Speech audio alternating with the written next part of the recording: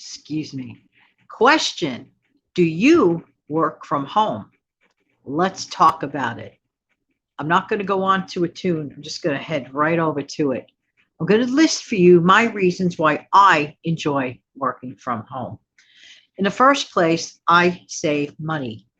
In New York City, the cost of one subway ride, one way, is $2.75. Take that, multiply it by two because I have to get back, right? And that's $5.50 per day. Times that by 5 days per week, that's $27.50 a week. Times that per month, that is $100 a month that stays in my wallet and not on the transit. Next pro reason why I work. Excuse my allergic tickle in my throat. Excuse me. Next, I eat my lunch at home. This is a huge savings. A typical lunch, for example, if you want to pick up a sub sandwich at a deli, that's anywhere between $7 and $10 for a hero sandwich. That's just a sandwich, not including the beverage. I make my favorite sandwiches or whatever for a fraction of the cost, and I choose what I like. I could choose healthier foods over maybe not so healthier foods, but I'd rather choose the healthier ones. And in all probability, once again, I'm saving an additional at least $100 a month. See where I'm going with this? $200 a month saved. I might have to spend $200 plus more just to work outside. Next, why else I like to work from home?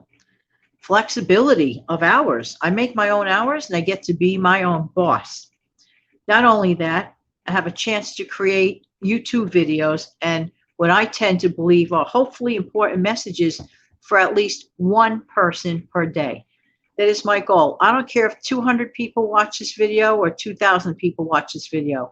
If I have reached at least one person that day and gave them a positive message that's helpful, then I did my job and I hit my goal. And that's the truth.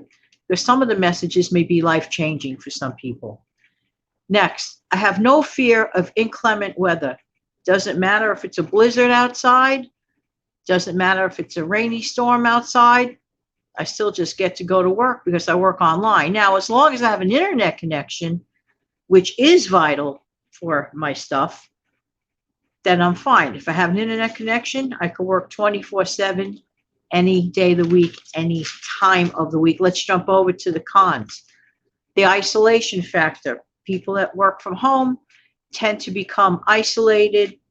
I have no problem with that as far as that because I make sure I am socially active. You have to live a balanced life. It can't just be one way or the other. Social interaction is very, very important. If you just so happen you cannot get out that day, at the very least, make some personal video chats. Of course, there goes the bird clock. It wouldn't be life without it. Video chats, phone calls are very helpful for those days when you can't step out. Stepping out is the best thing to do. A change of scenery, take your walk, whatever. Be sure to exercise. Next, people don't seem to take people that work from home that seriously, although hopefully lately that has changed, okay? There was a time a couple of years ago when it's like, oh, you just work from home. Oh, you don't work. Why? Because I'm not occupying someone else's space. Why do I need to pay? I'm sorry, excuse me. Why should I occupy someone else's space, work in their office, spend more money to do so when I could get the same job done in my own spot the way I want to? So that's me. You have to be that type of a person. You have to be self-driven. I suggest if you've not done it before to give it a whirl. It might be something for you, but you do come across naysayers who just can't accept the fact that you're really working from home, let alone believe that you're really working. People that work from home work. Just because they're not on someone else's property at their office doesn't mean they're not working. I knew many people who were on other people's property in their offices that slacked off. So, and I know a lot of people that work from home that are very driven. So It doesn't matter. It matters to the person, how motivated they are and how much of a goal they want to reach. But phone calls, personal calls, this could be a sticky business. Yes, have a couple a day to take a mental vacation. I suggest a couple times a day, 5 to 10 minute intervals, whether you get up to stretch. You should get up and stretch every hour if you work from a desk at home. Get up and stretch. Phone calls, maybe a 5 minute call once in the morning, once in the afternoon, during your business hours. After business hours, you do whatever you want. But in my opinion, oh, those silly motorcycles. But in my opinion, don't overdo it because you're going to lose focus, and that's not really a good thing. Next, here's another pitfall. No one reminds you to take a break. So therefore, I'm going to look in this camera and remind you, if you work from home, no matter how driven you are, please take a break.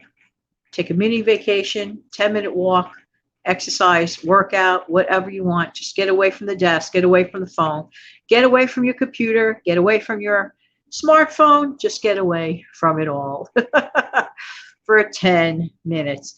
And no, try to do this too. It's hard for people that are in business for themselves specifically.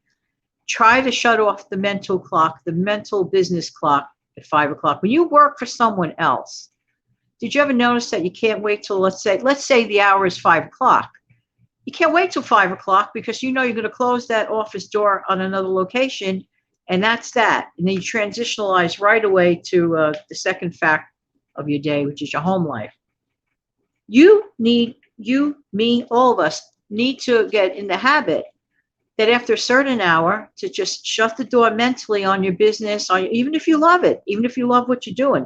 And I hope you're doing the things that you love, okay? That's really important. But even if you love what you're doing, there still needs to be perimeters. There still needs to be a boundary line of which you can draw. And if you live alone, you just have to tell yourself, even if you have to set a timer, maybe setting a timer like 1 hour before your work day ends, set that timer and then say, oh, that's it. That's all I could do for now. That's it. There you go. Well, I just thought I'd share my reasons, my pros and cons, why I enjoy working from home. Do you work from home? Do you have any pros? Do you have any cons? Let me know. Are you thinking about working from home? Let me know. I am curious. In the meantime, this has been Jan from New York City. Thank you so much for viewing. Why? Because I really do appreciate who? You. Don't forget to come back in the future for some more tips, tricks, and everything else we could talk about in terms of saving money. Not spending that car fare and that lunch, $200 a month saved, that's nothing to sneeze at. Have an amazing, fantastic day.